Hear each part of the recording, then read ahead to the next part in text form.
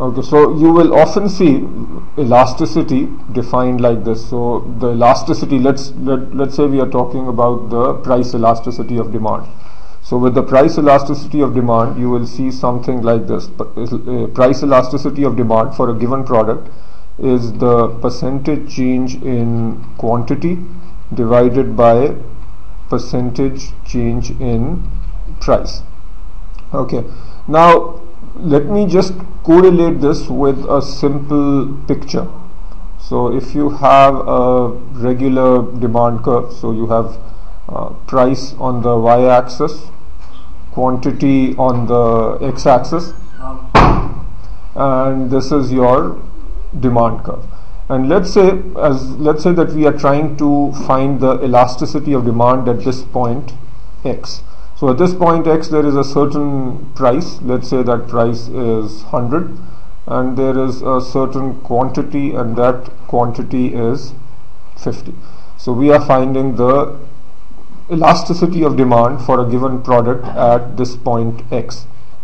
The formula, as I said earlier, is percentage change in quantity over percentage change in price.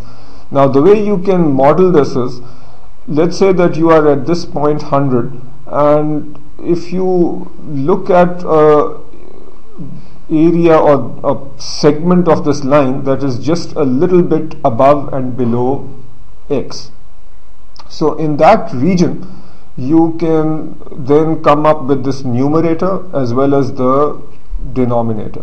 So what you have seen earlier, one way of coming up with the elasticity is to find this distance and divide it by 100. That would be the percentage change in price. And then again, or actually let me do it slightly differently. The concept is percentage change in quantity divided by percentage change in price. Now in your curriculum, the way this is written, this then gets written as change in quantity divided by quantity divided by change in price divided by price. Now do we agree with the fact that this percentage change in quantity is the same thing as change in quantity over quantity? That part is agreed. Then obviously the percentage change in price is the same thing as change in price. Okay. Now going to your basic mathematics, if you have let's say something like 10 over 5 divided by let's say 4 over 2. Okay, so this is the same form, right? Yeah. Okay. Now with this form, in basic fractions, you have 10 over 5 divided by 4 over 2. So this could also be written as 10 over 5 divided by 4 over 2. And do you remember that when you have one fraction divided by another fraction, this could be then written as 10 over 5 multiplied by 2 over 4. Does that ring a bell? Okay. So then effectively what we've done is this fraction over a fraction which looks ugly, we have converted that into something that looks less ugly. So this thing is the same as this. Okay.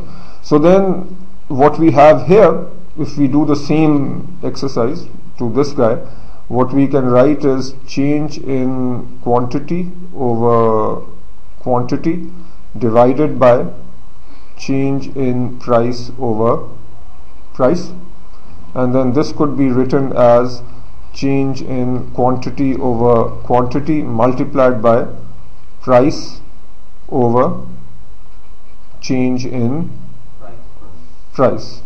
Alright, and then this thing could be written as change in quantity over change in price. All you're doing is just moving this to the left. That's again your basic fractions. Which one are you moving to that? So instead of saying change in quantity, so this effectively is change in quantity in times price divided by quantity into change in price.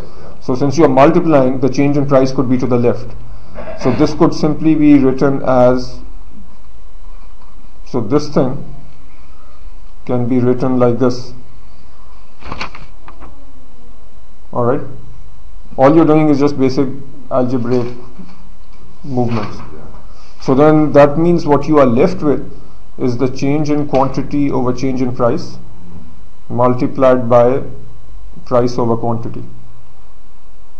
So that means at this point then the elasticity is equal to the P over Q, which is 100 over 50 multiplied by change in Q over change in P. Does that answer your question, or there is still some vagueness? No, I got. Can you just explain the second part? We'll just focus on the equation. Which second part? The last bit that you just said. Okay. So did you understand this part? Yeah. Okay. So what we are saying then is the elasticity is change in Q over change in price multiplied by price over Q. So now if you want to find the elasticity at this point, what can you do? Yeah, so if you know the price at that point, so you know the price is 100, you know the Q. Yeah, and then you can multiply that by the change in quantity over change in price. So just to make this there are 2-3 ways of doing this. First I'll tell you the basic way and then maybe the algebraic way. So what's the basic way? So if you have a small change over here, what is the change in quantity? Let's say that the change in quantity goes from 49 to 51. So what would you put for the delta Q? You would put 2. Divided by what would you put for the delta P? Let's say that I have not given you that data. Let's say that delta P changes from 98 to 102. So the delta P is 4, right? So you plug in those numbers and you have your answer. That's one way of doing it. Now I guess I'll do another clip where I am also going to then show you the calculus we are doing it, because this delta Q over delta P, this is basic calculus, it's basic differentiation, okay, which talks about the slope of the line and so on. So that will be a separate little clip.